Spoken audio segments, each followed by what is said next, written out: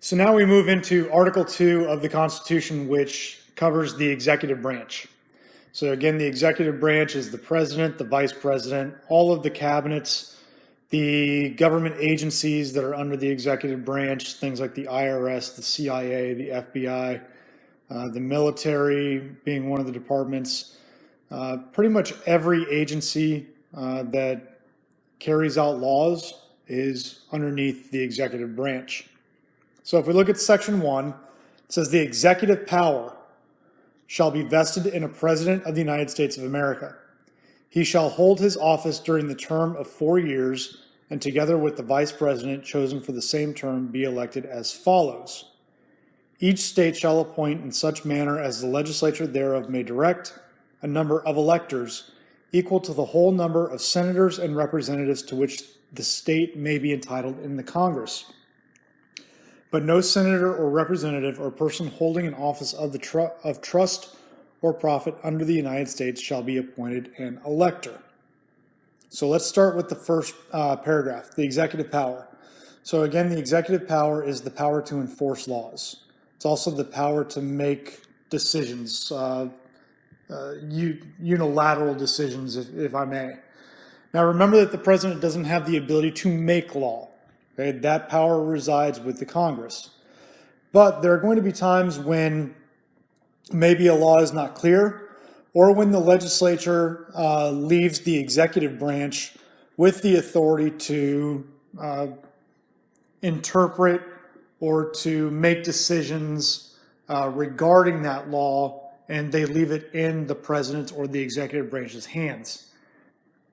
Then the president's going to have significant authority in that case. The second line says he shall hold his office during the term of 4 years. So the president's term is 4 years. When the Constitution was originally written, there were no term limits on the president.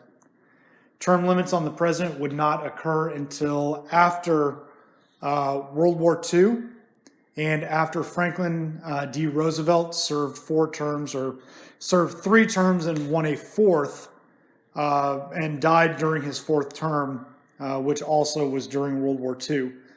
There was an amendment that was passed in the 1950s that ended up changing it so that the president could only serve 2 terms, just as Washington had set the precedent for. Now, we have had another president who ran for a 3rd term. That was Teddy Roosevelt. So he had taken over after William McKinley was assassinated. He became the youngest president in American history. He served out that term. He won a 2nd term. Then he stepped aside. His basically hand-pointed successor won the next election. And then he decided that he didn't like what William Howard Taft was doing. So he decided to run against Taft in the 1912 election. And because he ran against Taft in 1912, they split the Republican vote, and the Democrat Woodrow Wilson ended up winning the 1912 election and then later on the 1916 election. Now, one of the things that can happen is if somebody takes over for a president who has had to step down, or for a president who died in office, then they might be able to serve during 3 terms. That all depends on when they took office. So if you take office in the 3rd year, so not after 3 years, but in the 3rd year, so the 2nd year has come to an end, and that person takes office in the 3rd year, then they would be eligible to run for president for 2 more terms. If the person takes over the office in the 1st or 2nd year of the previous president's term, then they would only be eligible to run for 1 more term. So someone like Lyndon Johnson, Kennedy is assassinated in 1963, which is in the 3rd year of Kennedy's 1st term, only term in office. Johnson takes over, and since he served less than 2 years of that term, he was then eligible to run for 2 more. He only ended up running again in 1964. He stepped aside in 1968, And the Democrats were going to run Robert F. Kennedy, but then he was assassinated, and they ended up running, who was it? Hubert H. Humphrey, I believe. Have to go back and check on that. So the next thing here is that the president is going to be elected not through a popular vote. Very, very important to understand this. In the United States, we do not elect presidents by popular votes. This might be done for a couple of reasons. Number one, most importantly, if you go back to the fight that the Anti-Federalists and the Federalists had, we know that there was concern about the strength and the scope of the federal government and how some small states could get swallowed up in that. And then also when you talk about the apportionment debate, which led to the Great Compromise, again, the small states were worried about getting swallowed up by the larger states, by being outvoted. So the Electoral College, one of the reasons why it was instituted is to make sure that the small states have a voice in national politics, so that a large state like California isn't able to completely control the outcome of a national election like we do for president. Now, a second reason why the Electoral College may have been put into place is because, in all honesty, a lot of the founders didn't trust the common man. Now, if you have somebody like Thomas Jefferson, that's what he built his entire political career on, was trusting the common man. He believed that individuals could make decisions for themselves and that they would act in their best interest and also in the country's best interest. But then you had people like Alexander Hamilton who disagreed with him and did not want to see the common man have a whole lot of power. So what happens is, or what happened at the beginning is that the Electoral College voters, the electors, they were not bound to the popular vote within a state.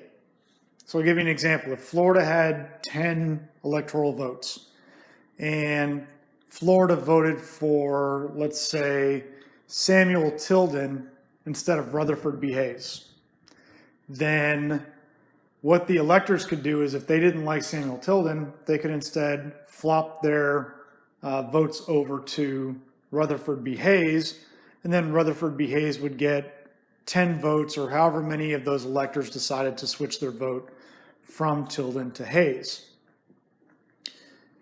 What we've done recently, or what 48 out of the 50 states have done recently, is to say that whoever wins the popular vote wins all of the electors in that state. So it doesn't matter who the electors want to vote for. If one candidate wins the state, then all of those electors then have to vote for that candidate. Even if that candidate only wins the entire state by one vote, if that candidate won the state, then they get all of the electoral votes. There's no split. Now, there are two states that don't do this, Nebraska and Maine. They do their electors by districts, by congressional districts. So what happens is, remember that you take all of the number of representatives that a state has, add the 2 senators, and that's what gives you the number of electoral votes for that state. So currently, Florida has 27 representatives, and then you add on the 2 senators, that gives you a count of 29. So Florida has 29 electoral votes. We then have 27 congressional districts. So what happens in places like Maine and Nebraska, which I believe both have 5 electors, that means that they each have 3 congressional districts. So what happens is they take the popular vote in the district, and if one candidate happens to win a district and the other 2 districts go to the other candidate, well, the candidate who won the 2 districts, who won the popular vote, ends up getting 4 out of the 5 electors, and then the person who won the 5th district, the single district, they'll end up getting 1 electoral vote. So if you go to the American Presidency Project, which is on the internet, It's been created by the University of California, Santa Barbara. So it's the UCSB Presidency Project. You can go and you can look at electoral college maps from the entire history of the United States. And what you'll see at points is if you look at Nebraska, Nebraska usually votes Republican, so it's normally red. But then there might be a small circle, a small blue circle on Nebraska that indicates that the Democratic candidate won one electoral vote from that state. Same thing with Maine, but Maine tends to vote Democrat now. And so you might see a small red circle on Maine that indicates that the Republican candidate won one electoral vote in Maine. So that's how the election process for president works in the United States. Now, the state with the most electors is California. And California had 56 electors in the 2020 national election. They're actually going to lose they're going to lose one. I'm sorry. So they had 55. They had 55 electors in the 2020 election. They're going to lose one elector in 2024, so they'll be down to 54. But they still have far more electors than any other state. Texas is second at 41, and Florida is going to gain 2 electors, and so we're going to move from 29 electors to 31, which also means that we move from 27 representatives now to 29. Now, the final part of Article 2, Section 1 says, but no senator or representative or person holding an office of trust or profit under the United States shall be appointed an elector. So those 570 electors that we have in the presidential election, you cannot have a sitting senator or sitting representative or somebody who holds a position within the executive branch being appointed one of those electors. So we're going to move on with Section 1, but we're going to skip the third clause because honestly it's really long and it doesn't matter anymore because it was replaced by the 12th Amendment. So we're going to move on to the next clause. It says that Congress may determine the time of choosing the electors and the day on which they shall give their votes, which day shall be the same throughout the United States. So all of those electors are going to be told when they're going to cast their votes. So we have our election day, the general election when we get the popular vote. That is always going to be on the first Tuesday following the first Monday of November. So let's say that the first Monday of November is November 1st. Then the first Tuesday would be November 2nd. If your first Monday is November 7th, which would be the last possible day that Monday could fall on, then the election would be on November 8th because that would be the first Tuesday following the first Monday.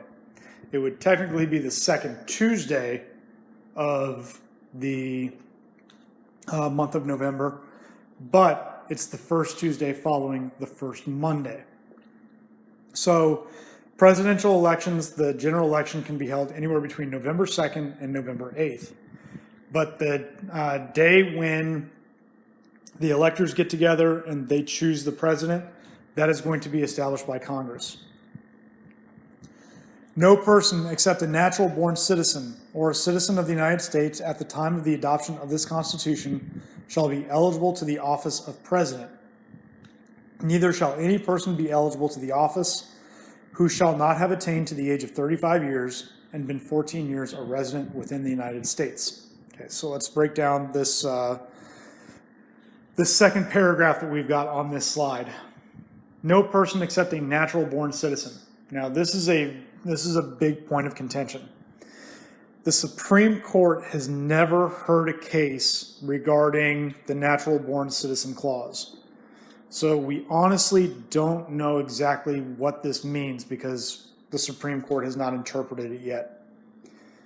When I was growing up, what it meant was that if you were not born within the borders of the United States or within a territory of the United States, so the Panama Canal Zone, Puerto Rico, Guam, on a U.S. flagged ship, then you would not have been considered a natural born citizen, even if both of your parents had been American citizens.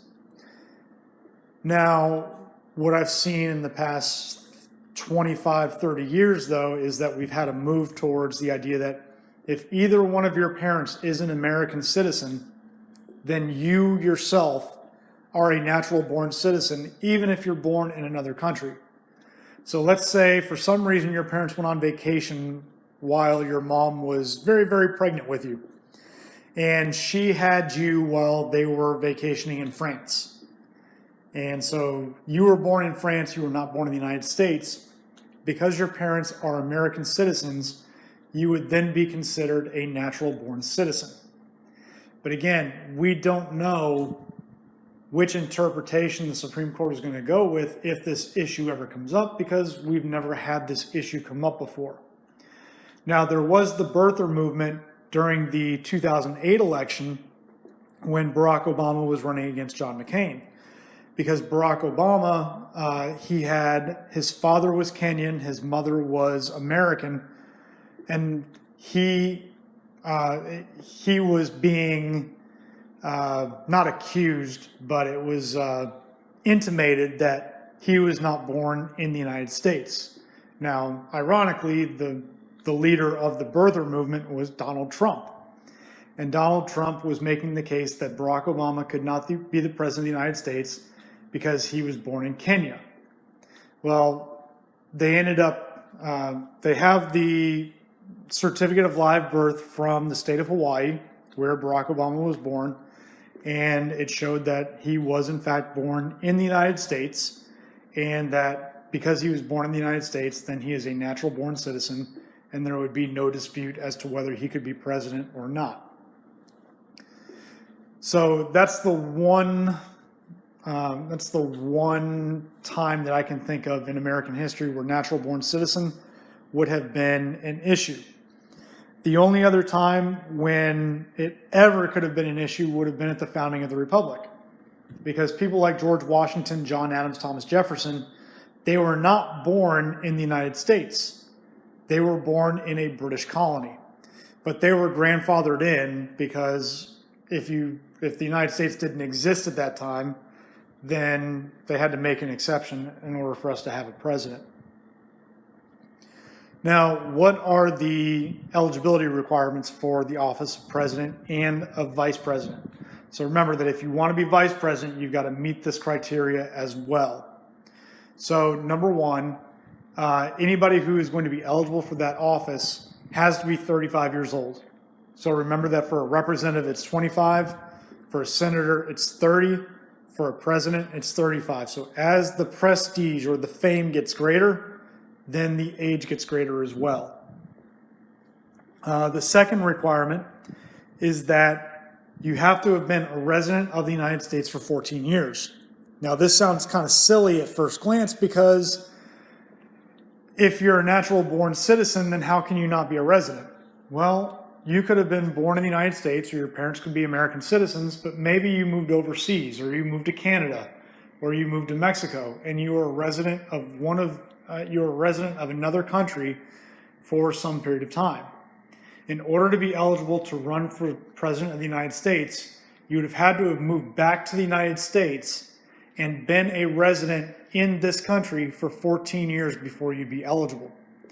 So let's say that you were born in the United States, your parents moved you out of the country when you were 5, and you came back for college, and you became a resident of the United States again at the age of 18. So then in order to be eligible for president, at least to satisfy the residential requirement, you would have had to be 32 years old. That would still leave you short of being able to be president because you've got to be 35 minimum. But if we change the example to you come back at the age of 30, you're an American citizen, you have an American passport, you never gave up your citizenship, then you come back at the age of 30, then the first year that you would be eligible to run for president would be when you're 44 years old, because you have to be a resident for 14 years. The reason why they have both the natural citizen clause and the residency clause is because they did not want somebody to be faithful or loyal or have allegiance to two different countries. So imagine that you were born in Germany. Let's use Germany as an example because we fought 2 wars against them in the 20th century. So imagine that you were born in Germany and you immigrated to the United States early in the 20th century.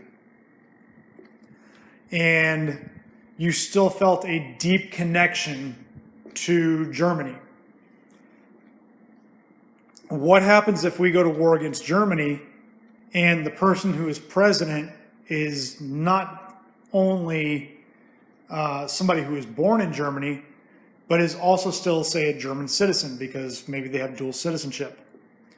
Who is their allegiance to? Is their allegiance going to be to the United States, or is their allegiance going to be to Germany? It may sound absurd, it may sound ridiculous, but it is something that is definitely within the realm of possibility. And so that's why this clause, or these 2 clauses, were both put into the Constitution to make sure that we never had a situation like that occurred.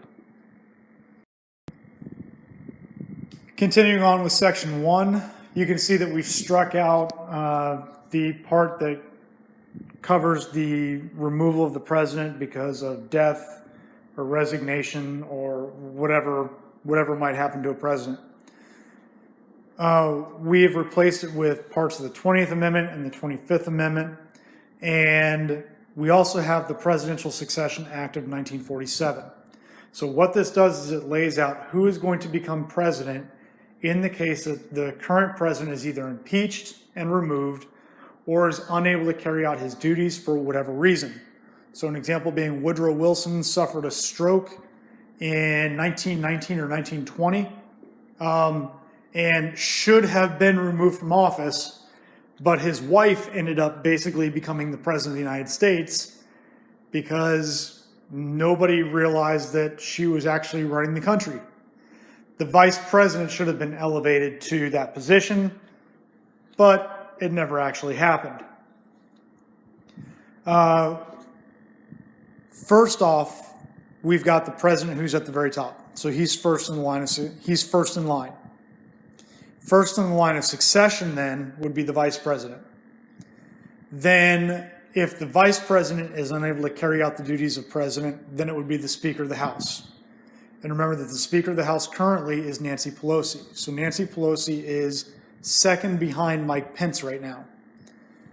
Then you have the President pro tempore of the Senate, who is Chuck Grassley.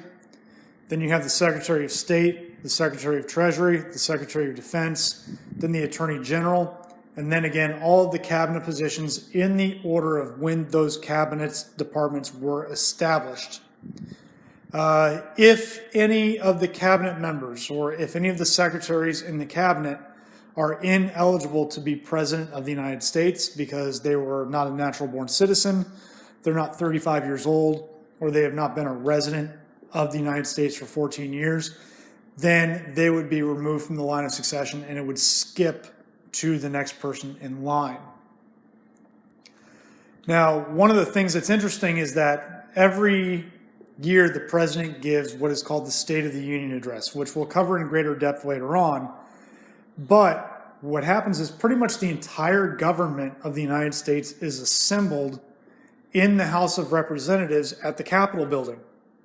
So you have the president, the vice president, all of the representatives, all of the senators, the entire Supreme Court, all of the justices of the Supreme Court, and then the cabinet members all come and listen to the president's delivery of the State of the Union speech.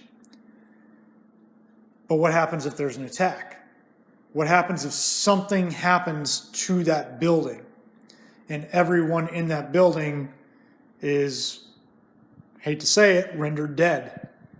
Well, what they do is they actually take one person from the cabinet and they're the designated survivor. So there's actually a show on television called Designated Survivor. And it's about the one cabinet member who survives everybody else in the government dying. and that person becomes the President of the United States. So of the 15 cabinet members, one of them is left out and is taken to a secure location during the president's speech, just in case anything horrible happens.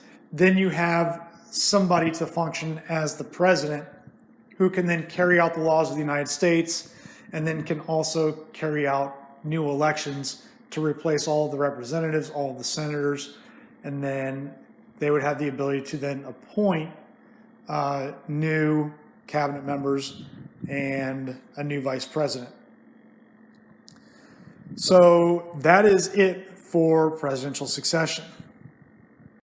All right, finishing up with Article 2, Section 1. The president shall at stated times receive for his services a compensation which shall neither be increased nor diminished during the period for which he shall have been elected.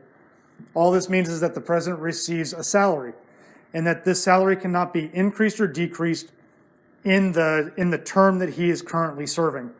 Now, if the Congress decides to increase the amount of money that the president's going to make, that would go into effect for the next term. So if that person won re-election, then the new salary would apply on the second term. Then it goes on to say, and he shall not receive within that period any other emolument from the United States or any of them. So an emolument is any sort of gift or anything that could be taken as a bribe. So if you wanted to get into the president's good graces, you could give him a personal gift and then he might do favors for you. This is illegal. We had, again, the most recent time that the emoluments clause has been brought up was when Donald Trump wanted foreign dignitaries to stay at the Trump Hotel in Washington, D.C. Although he may not have been taking money directly from them, it would have been going to his company, and it could have been considered an emolument, and therefore would have violated the emoluments clause of the Constitution. The Article 2, Section 1 finishes up with, before he enter on the execution of his office, he shall take the following oath or affirmation. Remember that an oath or affirmation is a swear. And it says, I do solemnly swear or affirm that I will faithfully execute the office of President of the United States and will, to the best of my ability, preserve, protect, and defend the Constitution of the United States. Now, the president can take this oath on anything that he wants. So normally, when you swear the oath, you put your left hand on a Bible and you raise your right hand. But there is no religious test in the United States for holding an office. So if you wanted to put your left hand on a Quran, you could do that. If you wanted to put your left hand on a Torah, you could do that. If you wanted to put your left hand on a Sports Illustrated, you could do that. It doesn't matter what the president swears on. He just has to take the oath and swear that he will protect and preserve and defend the Constitution. So make sure you know those three words: preserve, protect, and defend. And he's doing all of this for the Constitution of the U.S. Now, the inauguration is when the president takes the oath of office. The inauguration, when the Constitution was originally written, would have taken place in early March, but that was moved up to January 20th every 4 years. So when President-elect Biden goes to take the oath of office, that will be done on January 20th of 2021. Article 2, Section 2 starts off by saying, the President shall be Commander-in-Chief of the Army and Navy of the United States and of the militia of the several states when called into the actual service of the United States. So let's start breaking this down a little bit. The President is the Commander-in-Chief of the United States military. This means that he is the civilian authority or the leader, the civilian leader of the United States military. This grants him broad latitude in dealing with the military. So he has the ability to appoint generals, or he has the ability to appoint members of the Joint Chiefs of Staff. He also has the ability to direct troop movements because he, in effect, is the leader of the Army or the leader of the Navy. So he can deploy whenever and basically wherever he wants. This will often bring the president into conflict with Congress. We've had 3 wars recently: the Persian Gulf War in the 1990s, the Iraq War in the early 2000s, and then the war in Afghanistan, which started after the 9/11 attacks and is continuing on until this day. What the president did in each of those situations was he went to Congress in order to basically get their permission to invade those countries. Now, Congress never invoked its war-making power in any of those 3 cases. So the Persian Gulf War, the war in Afghanistan, and the Iraq War are not technically wars, even if they are wars in reality, because a war in reality is we were shooting at them and they were shooting at us. Now, the other way that the president can come into conflict with Congress is that Congress, remember, has the ability to fund the military. So if the Congress does not agree with what the president is doing, they can simply defund the military. But think about how well this would go over in this country right now if you were to defund the military. Think about the campaign ads that would occur the next time there was a national election and representatives and senators were up for election. They would get ripped apart because of the patriotic nature of this country at this moment. So that they really, even though they have that authority, they really can't exercise it because of the political ramifications of it. So this gives the president even more authority in dealing with or sending the military to different places.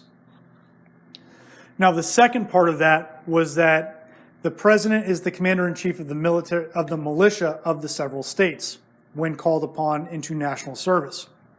So going back to the 1950s, remember that the Brown v. Board of Education implementation decision required southern states to integrate with an expediency, and many of them did not do this. There was a situation in Little Rock, Arkansas, where 9 students were looking to attend Central High School in Little Rock, which was an all-white school. The governor threatened to send in the National Guard, which he did, and he said that if Central High School were to be integrated, that the streets of Little Rock would run red with blood. This was a not-so-veiled threat against the black community of Little Rock. So he uses the National Guard to prevent those 9 students from being able to attend school. Well, President Eisenhower sees what's going on in Little Rock, and he takes the National Guard and he brings them under federal authority. And he reverses the decision that was made by Governor Faubus and tells the National Guard, you are no longer there to prevent them from going to school, you are there to protect them and make sure that they are able to enter the school. Eventually, Eisenhower would send in the 101st Airborne Division, and the 101st Airborne Division would chaperone the students around for quite some time. Now, the rest of what we have here on this slide for Article 2 is that he may require the opinion in writing of the principal officer in each of the executive departments upon any subject relating to the duties of their respective offices, and he shall have power to grant reprieves and pardons for offenses against the United States, except in cases of impeachment. So let's look at the heads of that department for a second here.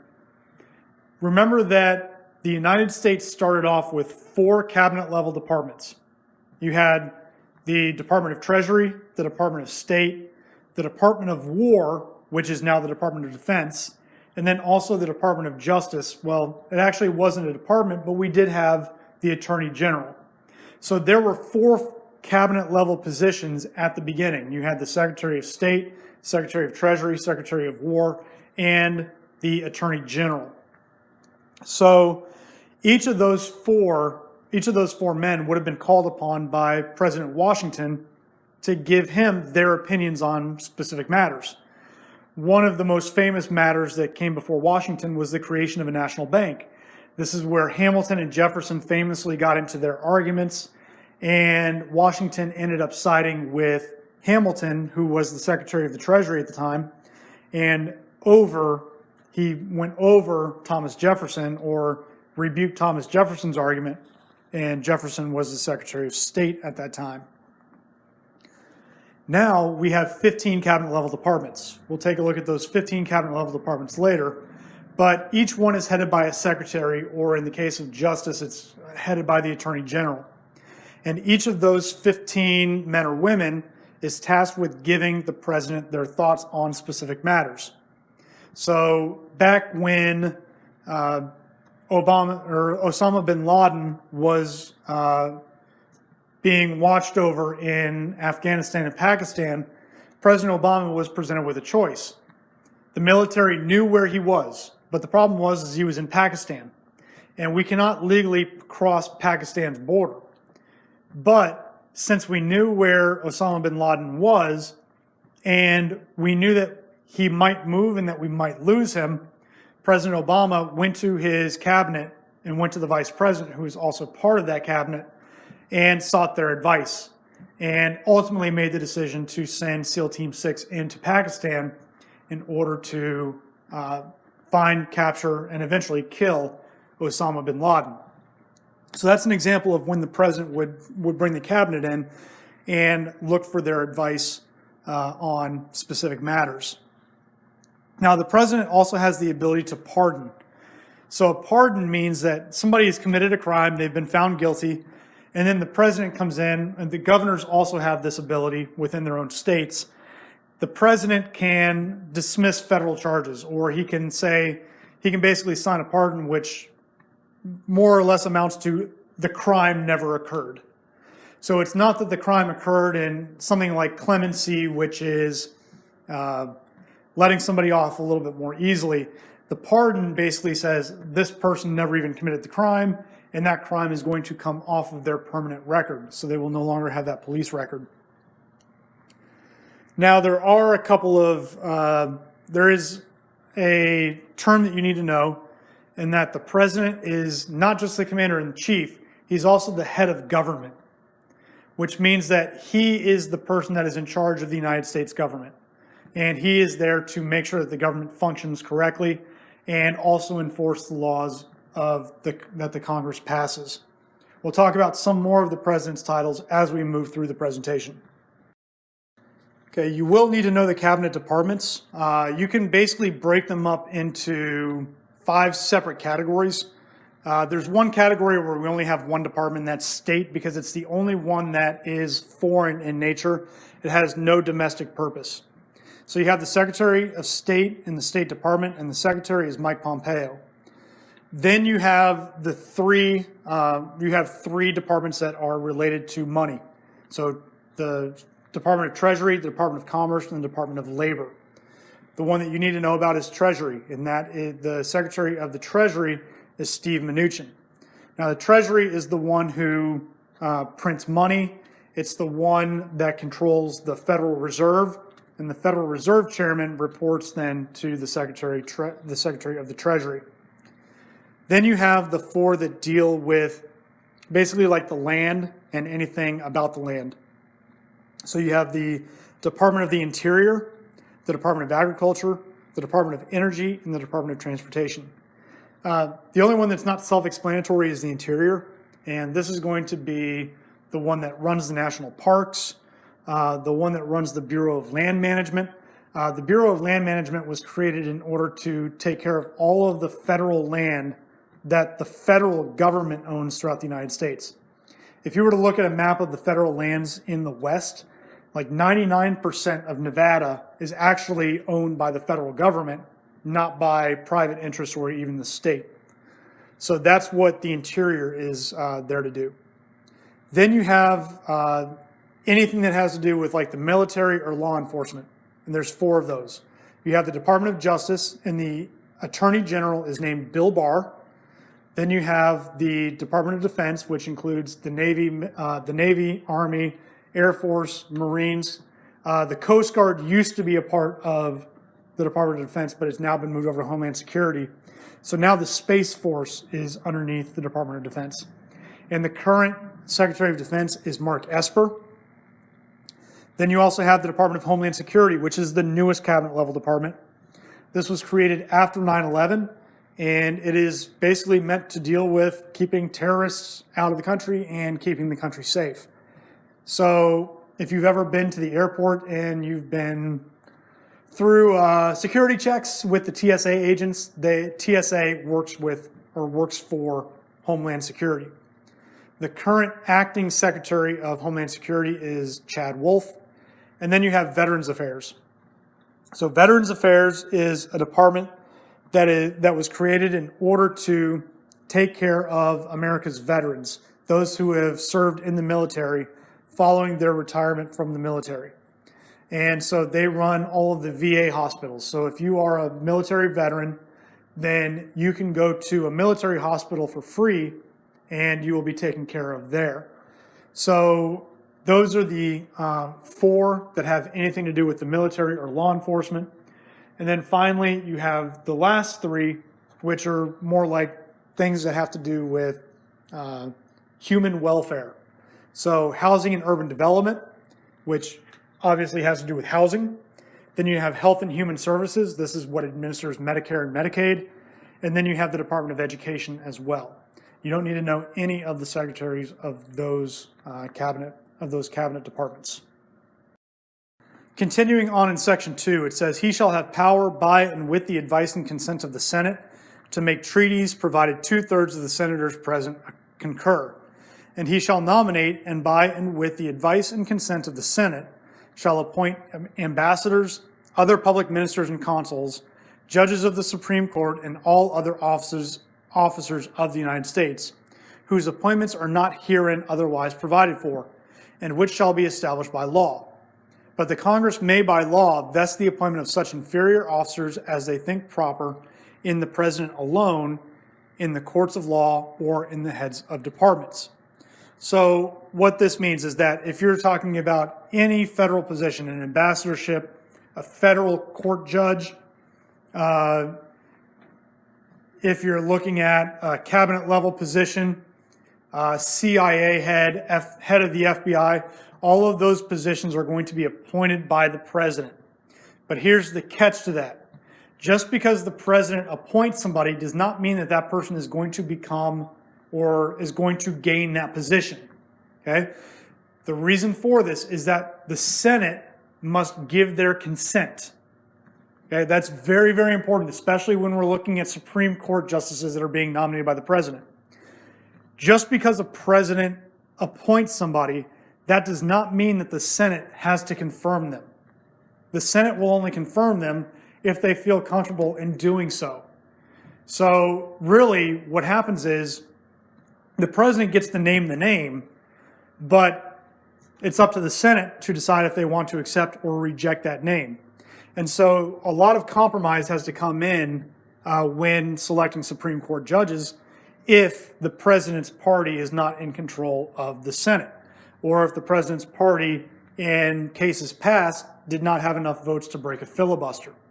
Now, ever since the Republicans took control of the Senate in 2016, they have eliminated the filibuster on federal court appointments. One of the reasons for this stems back to all the way back to the 1980s, when Robert Bork was appointed by George H.W. Bush, Bush 41, to become a Supreme Court justice. And the Democrats didn't really like Bork, so they completely tossed his name around and drag it through the mud, and they rejected Bush 41's appointment or nomination. That was the first time that had really ever happened in a Supreme Court appointment. And so what's happened ever since that occurred in the 1980s is that all of these things have just gotten nastier and nastier and nastier as time has gone on, to the point where now we have done away with the filibuster when it comes to Supreme Court appointments. Now, the next part of this is that if Congress so chooses, they could take anything that's not constitutionally allocated to the president for nominations, and those things could go to the head of departments. So let's say that you've got the head of Medicare, Medicaid, that entire agency needs to be replaced, then maybe the Health and Human Services Secretary will nominate somebody rather than the president needing to do it. The last clause in Article 2, Section 2 deals with recess appointments. So think about when you were in elementary school and you went out to recess. That was time off from when you were in school. You got to go out and play. Well, a recess for the Congress is basically the time when they get to go back to their home districts, and they're not going to be in Washington doing any business there. So there might be a time when somebody resigns or somebody dies or somebody is removed from their position, and the president needs to fill that position, but Congress isn't, or the Senate isn't there to actually go through the appointment process. So what the president can do is he can fill that position with what is called a recess appointment. And this is going to be a temporary assignment until the president can go through the entire nomination process, which is to say, nominate the person that he wants to go into that position, and then have that nominee go before the Senate for hearings, and then the Senate either confirms or denies that person. So the president shall have power to fill up all vacancies that may happen during the recess of the Senate by granting commissions which shall expire at the end of their next session. So these recess appointments only last until the end of the next session. In Article 2, Section 3, he shall from time to time give to the Congress information of the state of the Union and recommend to their consideration such measures as he shall judge necessary and expedient. He may, on extraordinary occasions, convene both houses or either of them, and in case of disagreement between them with respect to the time of adjournment, he may adjourn them to such time as he shall think proper. He shall receive ambassadors and other public ministers. He shall take care that the laws be faithfully executed, and shall commission all the officers of the United States. So the first part of this, the president gives what is known as the State of the Union address each year. It's usually done in January or February. And it's going to be before what we call a joint session of Congress. So all of the senators and all of the congressmen will meet in the House of Representatives chamber, and they will listen to the president give what seems like for most of us is an endless speech. Okay? And what happens is anybody who is on the president or who is in the president's party, every time that he comes to a pause, they jump up and they clap. And anybody who is not part of the president's party just sits there in their seats, looking rather sternly and not clapping at all, because he's obviously saying things that they don't agree with. Now, what the State of the Union does is it gives the president what we call the bully pulpit. And he can pretty much do this anytime he wants, because anytime the president gives a press conference, he's going to be on TV. But every single major network is going to cover the State of the Union address. So ABC, NBC, CBS, Fox, all of their cable news outlets, they're going to carry the State of the Union. What it does is it allows him to say, these are the things that I want to work on over the next year. These are the things that were a problem previously, or these are the things that I have done well recently, and it's always about him or her, trust me. So they are going to make themselves look in the best possible light, and they're going to make the other party look in the worst possible light. And again, this happens every year before a joint session of Congress. And even though it's now given before a joint session of Congress, the president doesn't have to give it before Congress. He doesn't have to go on national television on all the major networks and deliver the State of the Union. Thomas Jefferson famously did not like public speaking. He didn't like crowds. So what he would do is he would write a letter and he would send that over to Congress. And that was his State of the Union address, or his State of the Union, really, telegram. So that is another option for the president. It doesn't have to be given in person before the entire Congress. Now, it is to their advantage to do this because, again, every single major network in the United States is going to carry it, and that gives the president the ability to get on television for an hour or two and just talking about what he wants to do, how much he or she has done, and then, again, bully the other party. And the other party can't respond until after the State of the Union is given. And then they'll usually send out some representative or senator to give their rebuttal, but nobody watches that. Nobody really cares about it. So that's, again, why the president has what we call the bully pulpit. Now, the president also has the ability, if Congress is not in session, to call both houses back. So let's say that on December 7th, 1941, which is the day when Japan bombed Pearl Harbor, that the United States Congress was not in session. He could have called them back into session in order to ask them for a declaration of war.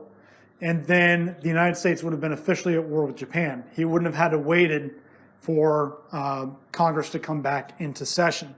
So there are times when this is needed, and this is called a special session of Congress. Now, the other part of this is that the president is above all of the ambassadors and all of the other ministers. So another title that the president has is he is the chief diplomat. So the State Department is what is the cabinet level position that's in charge of diplomacy amongst different states, not states as in Florida and Georgia, but states as in France and the United Kingdom. And so the president is in charge of all the diplomats.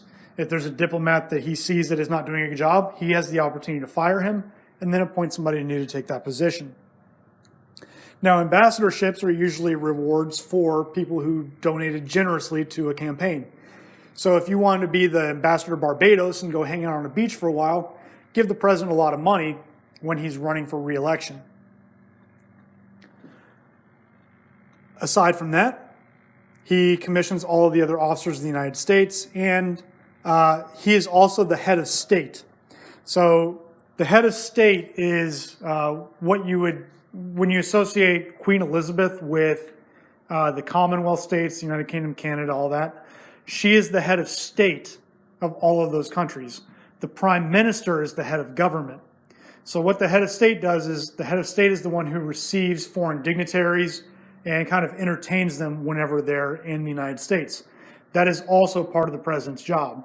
So he is not only the head of government and presiding over the government of the United States, he is also, again, because he's the chief diplomat, he is going to be the one who is the head of state and who receives foreign dignitaries whenever they are here.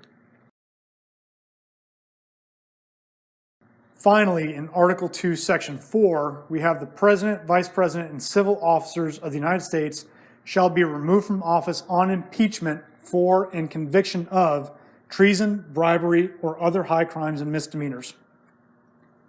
So in Section 4, it lays out, here is the reasons why a president can be removed from Congress, or can be removed from the presidency. And what it states is that there are 4 reasons. Treason, which is, again, going turncoat on your country. Bribery, which is accepting money or gifts in order for some sort of favors, political favors. Then you've got other high crimes and misdemeanors.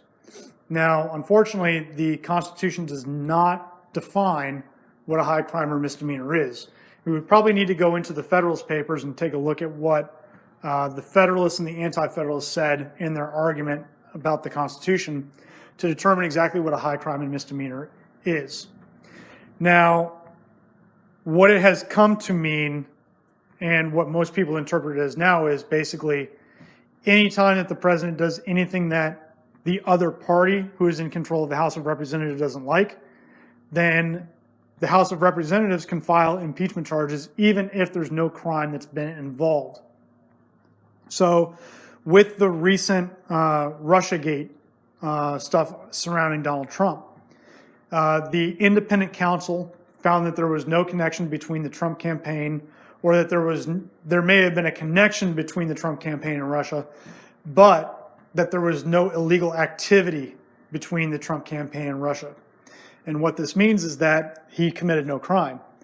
But that didn't stop the Democrats from going ahead and impeaching him, because they thought that what he had done rose to an impeachable offense and that he should not be president because of the actions that he and his campaign had taken. Now, we've only had 3 presidents to actually be impeached: Andrew Johnson, Bill Clinton, and Donald Trump. One was about to be impeached. The articles of impeachment had been filed against him in the House of Representatives, but a vote had never been taken, and that was Richard Nixon. Nixon resigned before the House of Representatives could take that vote. Now, remember that before a president can be removed, the vote has to be taken in the House of Representatives, and then the Senate is going to try it. Now, the Senate is only ever going to remove the president if 2/3 agree to it, and it's very, very difficult to get a 2/3 majority to agree on anything in the Senate. So we've never actually had a president removed because of impeachment. We have had one that came close, and that was Andrew Johnson back in the 1860s. Now, going back to Nixon, Nixon was famously going to be impeached for the Watergate scandal. The Watergate is a gigantic complex in Washington, D.C. that has apartments and it has hotels and shopping and all sorts of things in this large complex. And in the election year of 1972, the Democrats had put their headquarters in the Watergate Hotel. Some Republican operatives broke into the hotel and into the Democrats' headquarters and stole, I don't know, strategies or tactics or whatever they were looking for to use in the election of 1972. Now, none of it really mattered because they shouldn't have done it, because Nixon won 49 out of 50 states. Man only lost one state. That's what you call a landslide in a presidential election. But when he found out about it, he ended up trying to cover it up because it made him look bad. And it was not the actual crime that got Nixon to the point of impeachment. It was the cover-up that he initiated to prevent the press from finding out about what had happened. And that's what eventually led to Nixon's resignation.